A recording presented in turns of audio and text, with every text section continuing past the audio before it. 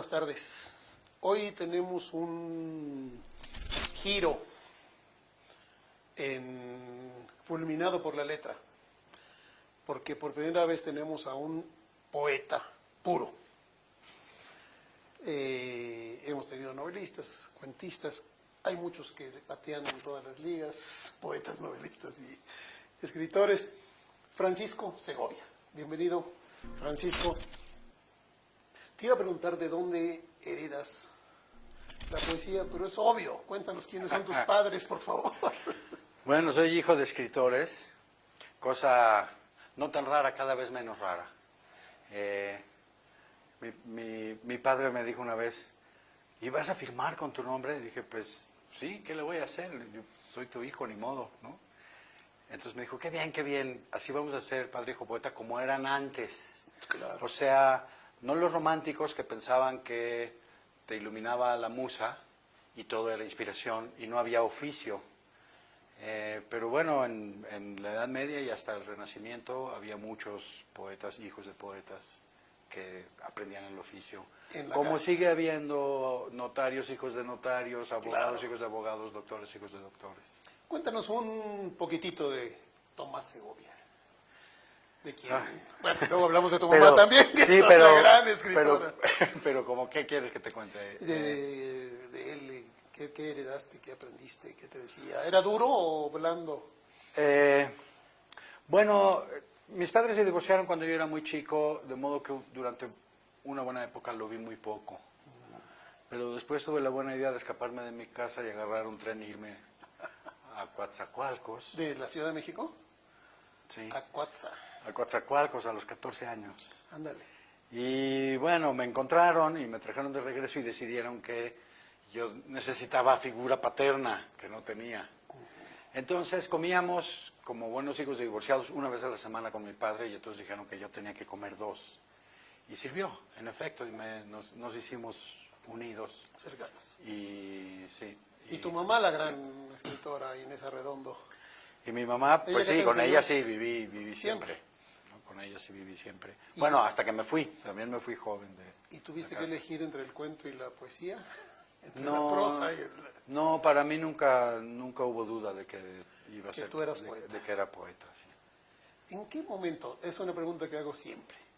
¿Decidiste no ser contador o no ser bombero y ser poeta?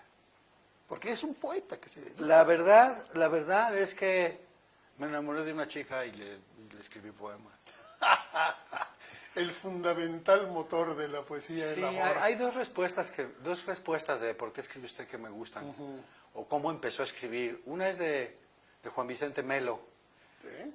que dijo, ¿y usted cómo empezó a escribir? Yo empecé a escribir como aprendí a fumar, por imitación. Y la otra es la de García Lorca. Dijo, yo escribo para que me quieran. Preciosísima definición. ¿Estudiaste letras hispánicas en la UNAM? Entiendo que no terminaste... Entré a letras clásicas. Clásicas, perdón. Letras clásicas. Entré a letras clásicas, estuve 2 semanas y me fui. No te gustó la formalidad de la academia o del No me claustro? gustó, sentía que me estaban enseñando las lenguas muertas 2 metros bajo tierra, cosa que ha cambiado mucho, ¿eh?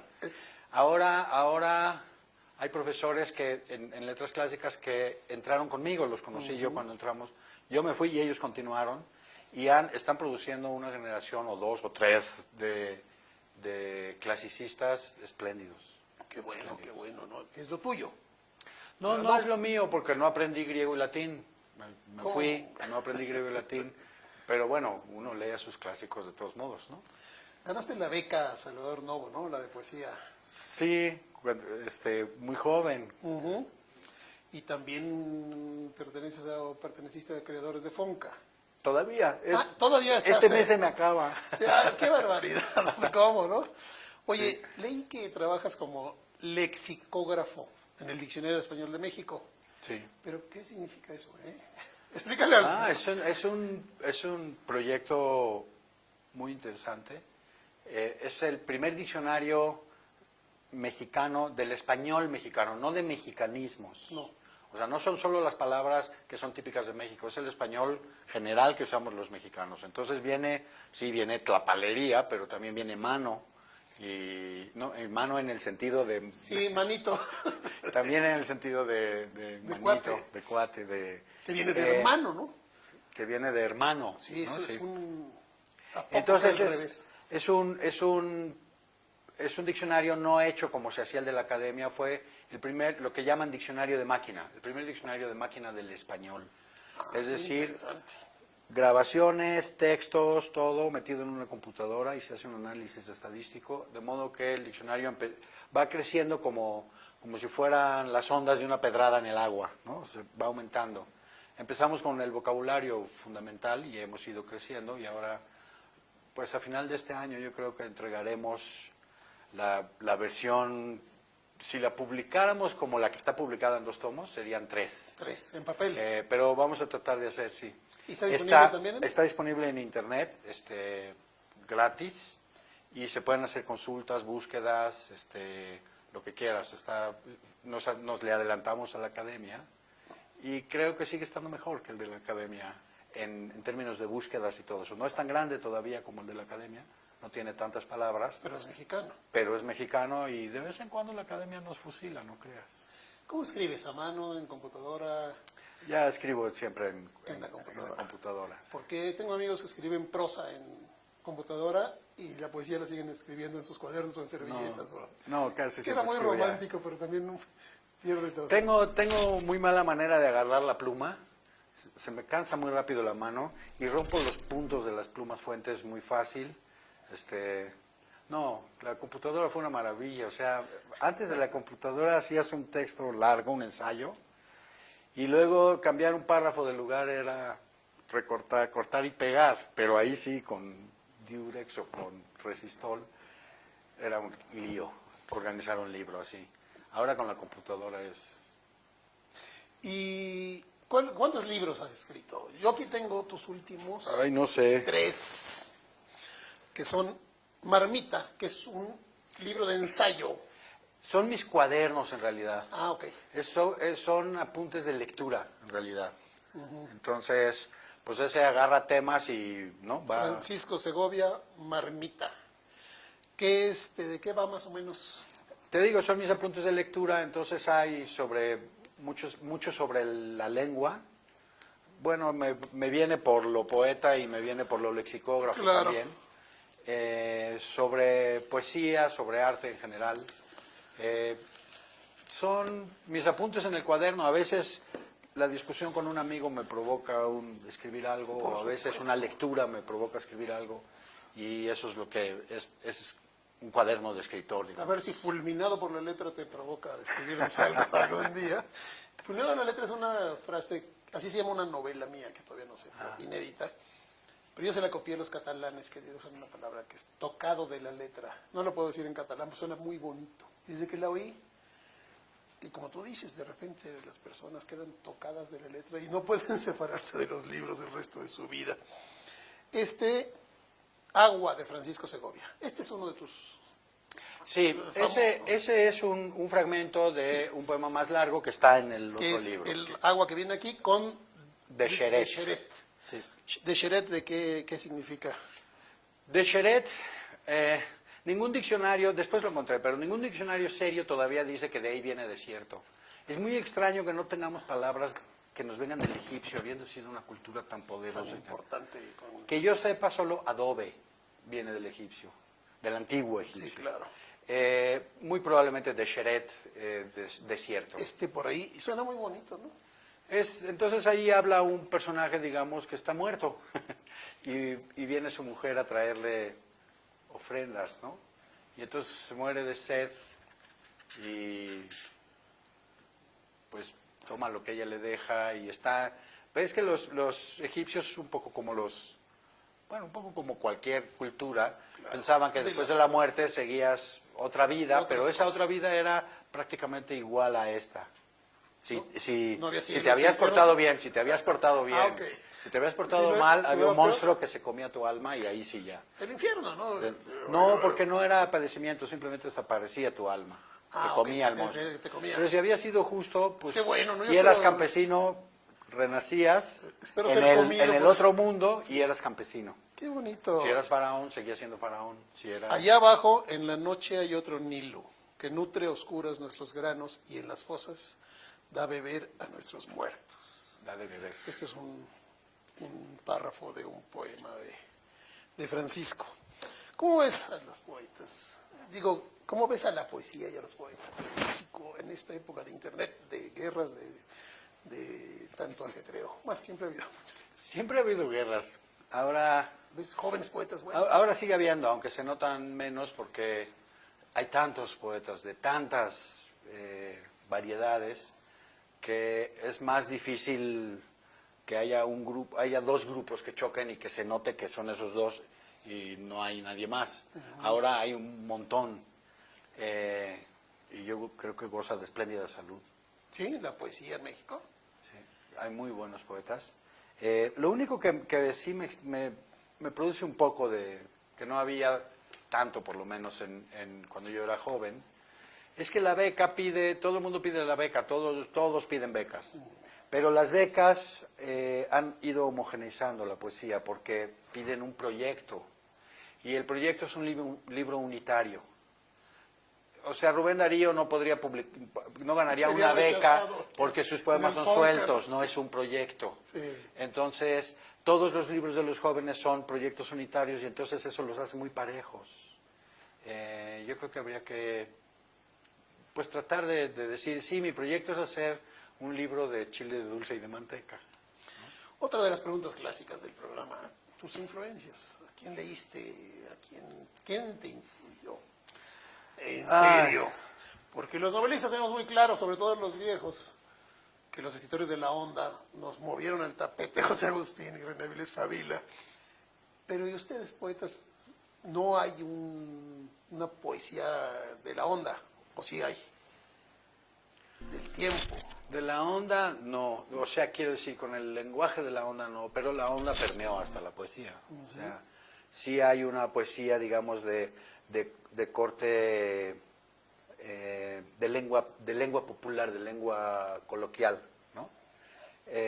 Digamos que cuando yo me estaba formando como poeta había varios polos. Uno era Paz, otro era Sabines, otro era Huerta. Todos tenían, además de su influencia literaria, todos tenían su tinte político. El jefe era Paz, ¿no? El jefe era Paz, pero yo creo que Paz tuvo influencia en un grupo más reducido que Sabines, por ejemplo, o que Huerta. En ese sentido de la lengua coloquial. Sí, claro. Yo creo que Sabines es mucho más leído que Paz, ¿no? Exacto, por eso lo digo, ¿no? Todos nos sabemos sus Paz poemas. Paz es un poeta más para poetas, más que Sabines, quiero decir. Sí. Es menos un poeta popular, a menos que le agarre los pedazos de, ¿no? Amar es combatir y el mundo cambia si dos se besan. Si agarras esos fragmentos, puede ser Paz un poeta tan popular como Sabines, Creo pero... que es de las frases más contundentes. El mundo cambia si dos se besan. Sí, es cierto, ¿no? Y amar es combatir, que también Amar es combatir, de esas frases contundentes. Esas frases que tenían en esa época Paz o en los ensayos, ¿no? ¿Quién ha Y visto? de Huerta con ¿Quién sus pequeños poemas, ¿cómo se llamaban? Los poemínimos. Poemínimos. Los poemínimos. Maravillosos también, ¿no? Pero Huerta, digamos, fundó una cosa que era la poesía urbana, digamos, ¿no? No es que la fundara, pero es el más importante. Entonces todo eso se movía ahí, más los extranjeros, más las generaciones anteriores, ¿no? Mis amigos poetas españoles, adoradores del clasicismo, que siempre nos andamos peleando los mexicanos y los españoles, por lo menos en prosa, consideran a Sabines un poeta de menor nivel que los otros dos que mencionaste. Pero es el más leído y el más conocido y el más famoso y el que todos nos... Creo que es injusto. Depende de qué tomes de Sabines, pero yo creo que Tarumba es un gran Extraordinario, ¿no? Es extraordinario, cosas que no sabemos todos. Y las coplas a la muerte del mayor Sabines es otro de los clásicos de Sabines, ¿no? Sí.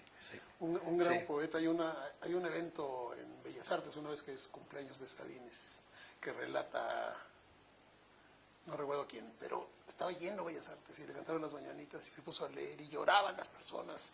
Decían, es más popular, es el Luis Miguel o Juan Gabriel de los poetas, ¿no? Sí. Y lo extrañamos mucho. Y leía bien. O sea, recitaba bien los poemas, cosa que Paz no. Nuestro Nobel, con todo respeto, era muy aburrido para platicar y para decir poemas también, ¿no? Bueno, no aburrido para platicar nada. El tono de voz era... Yo me pregunto si era un tono de la época, porque una vez oí hablar al presidente del Colegio de México, que era Víctor Urquidi, y tenía un tono parecido. Y yo pensé, a lo mejor es así como el tono de voz de cierta clase social educada de la época, no sé, si sería, no sé, así hablaban los de la Ibero de su época o algo así. Sí, ¿no? sí. ¿Cómo ves la mezcla que siempre criticó Paz, pero también le entró de la política, del apoyo del gobierno a los poetas, a los escritores en general? Paz renunció a la embajada de la India, ¿te acuerdas? Bueno, pero por eso el no 68. era una ayuda, era No, era una chamba, ¿no? Que tuvieron muchos poetas, o sea, la manera de ganarse la vida de muchos era entrar al servicio exterior. Sí, la diplomacia. Y básicamente en su época no se usaba estudiar letras, ni estudiaban, o sea, en la época de Paz y Fuentes, digamos, eran abogados o médicos. Sí, los dos abogados, ¿no? Los dos abogados en este caso. Digo, Fuentes y Paz. Sí. Y con 1000 chambas, ¿no? Y con 1000 chambas de embajadores y de maestros en universidades. Octavio Paz trabajó de contador de billetes en el Banco de México. Sí. De esas chambas increíbles. De esas chambas increíbles. Esa sí que debía ser aburrida. ¿Y tú vives de la literatura? De las No, yo letras? vivo... ¿Tienes tu chamba? No. Hay unos cuantos que logran vivir de sus libros, pero ni Paz vivía de sus libros. El único en la época de Paz que vivía de sus libros era Luis Espota. Bueno, pero vendía Pues, toneladas. por eso. Ahora más, por ejemplo, de sus libros y de lo que hay alrededor de sus libros, como Pancho Hinojosa, que es nuestro éxito de escritor infantil. Claro. ¿no? Yo creo que Pancho Hinojosa logra vivir, complementa con otras cosas, con conferencias y con eso, pero no tiene que tener una chamba fija. Yo sí tengo que tener una chamba fija, que es la del lexicógrafo. Entonces yo vivo Es una chamba de sueldo, de sueldo, en la sí. nómina. Estoy en la Bueno, nómina, recibo un sueldo mensual. Tus poemas tranquilamente. Sí, se puede decir que uno escribe poemas tranquilamente. Depende No, bueno, no. Depende de Estoy lo que hablando escribas. de que tienes para pagar la luz. Sí, mes, ¿no? sí. Y eso cuenta mucho. Y la beca ayuda. Y la beca, por supuesto. Por eso estoy temblando ahora, porque se me acaba la beca. Se acaba la beca y si cambiamos de estilo de gobierno, a ver qué va a pasar. Pero seguirán. No creo que la quiten. No, por supuesto que no. Sería Seguirán muy... apoyando. Entonces, influencias tuyas, Huerta, Paz, Sabines. Bueno, la generación de contemporáneos, los grandes, ¿no? Todos leímos a Villaurrutia y a Gorostiza y incluso a Owen, que estaba un poco más olvidado. Y como ensayista, pues a Cuesta, ¿no? ¿Estás de acuerdo que el poema de Gorostiza, Muerte sin fin? Muerte sin fin es el mejor poema escrito jamás en México. Eh, Para los que lo entiendan, porque yo me eché un diplomado completo. Fíjate que la última vez que lo leí me reí. También estaba acostumbrado a tomármelo muy en serio y muy la filosofía. Y no, tiene pedazos que son humorísticos, francamente humorísticos. Creo que hay muchos grandes poemas en México. O sea, él tiene esos, pero las canciones para cantar en las barcas, que son poemas chiquititos, son preciosos. Ahora, es que este es un poema de largo aliento, con una, ¿no? Pero bueno, tienes el primero sueño de Sor Juana, que ese sí es difícil. Ese sí es difícil. Luego tienes dos poemas largos de Paz, tienes el de Sabines, tienes... de la muerte del mayor. El de la muerte del mayor Sabines, tienes Huerta, hay muchos, hay grandes poemas largos en México. Hay una tradición de poemas largos en México. Hasta Amado Nervo hizo alguno. Pero ahora está de moda los haikus y los tweets. También fueron tan una moda que había poetas que solo escribían haikus. Ahí el famoso era Monterde. Bueno, después de inventado el haiku por tablada. Desde luego, Sí. Pero bueno, en la época de llegado a Monter, Japón, de la ¿no? generación de don Francisco Monter, del que ya nadie se acuerda, escribían haikus como desesperados. Con las reglas 7, Con 5, las- 7. con las reglas. Sí. Con las Y rimados. reglas Son reglas japonesas, ¿no? Son las reglas que puso en realidad tablada, porque en japonés no hay rima, por lo menos no hay rima sonora. Bien, Francisco, como siempre, no nos alcanza el tiempo, somos enemigos de esto. Nada más para terminar, agradeciéndote muchísimo que nos hayas acompañado. Eres el primer poeta puro en este bar, ¿Por qué puro? porque los demás hacen cuento y yo escribo ensayos. Tú eres ensayista, ya vi, pero tus ensayos tienen relación con la poesía, Sí. de alguna manera. Pues también he Te escrito agradecemos, prosa, ¿no? te agradecemos muchísimo tu presencia. ¿Qué le recomiendas a un joven? ¿Cómo entrar a la poesía? ¿Cómo meterse a la poesía? Yo creo que lo mejor es leer. Poesía. O sea, nos desaniman mucho diciendo la poesía es complicada, pero si tú lo piensas, las canciones son poesías, son poemas. Y entonces hay desde la canción que te aprendiste y la vas cantando en el camión, Sí, claro. ¿no? Hasta el primero sueño de Sor Juana, pasando por todas las gradaciones de dificultad. Entonces tú pues lees lo que te interesa y lo que no, tampoco es obligación. Y a veces ni le entiendes, ¿no? Oliverio Girondo, ¿quién le entiende? Pero fíjate, había una cosa que decía una poetisa rusa, Marina Tsvetaeva, decía, con los libros para niños, decía, no, es que a un niño no hay que explicarle las cosas, ahora hay una tendencia ¿no? Hablarles a los niños como los niños, ¿no? Dice, no, a un niño hay que hechizarlo. Ándale, ¿No? qué bonito. No importa que no entienda, eso le va a quedar para toda la vida. Francisco, muchísimas gracias. Gracias Salud. a ti. Salud. Que la casa pierde. Amigos, muchas gracias. Nos vemos el próximo jueves por aquí a las 4 de la tarde. Gracias a todos.